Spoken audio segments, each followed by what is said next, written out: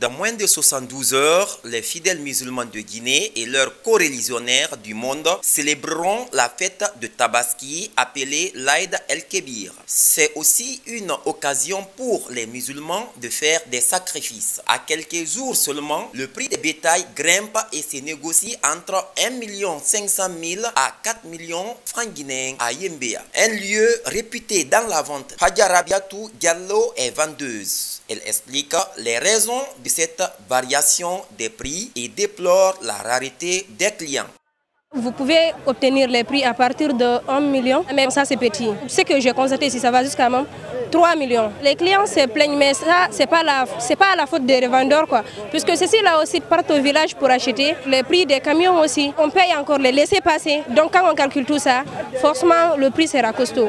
Il n'y a pas assez de clients. Les vendeurs sont beaucoup plus nombreux que les clients. Interrogé, Ibrahima Souri Kamara, qui est venu acheter un mouton, fustise la hausse des prix. On n'a pas de prix fixe.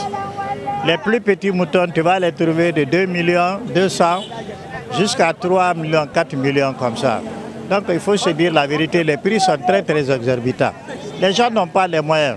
Mais ceux-là aussi qui sont là, ils ne pensent pas à moyens déjà. Ils pensent seulement à leur petit intérêt. Poursuivant son intervention, ce client lance un appel au ministère en charge de l'élevage et de l'agriculture. On a un ministère chargé de l'élevage, de l'agriculture et de l'élevage. Ce ministère-là, il a toute la possibilité de faire des grands parcs d'élevage. On peut faire un grand parc d'élevage en Haute-Guinée, en Moyenne-Guinée, en Basse-Côte. Cela, ça va créer des projets d'élevage. Ça va permettre à l'État vraiment d'amoindrir le prix des moutons au moment quand les fêtes arrivent.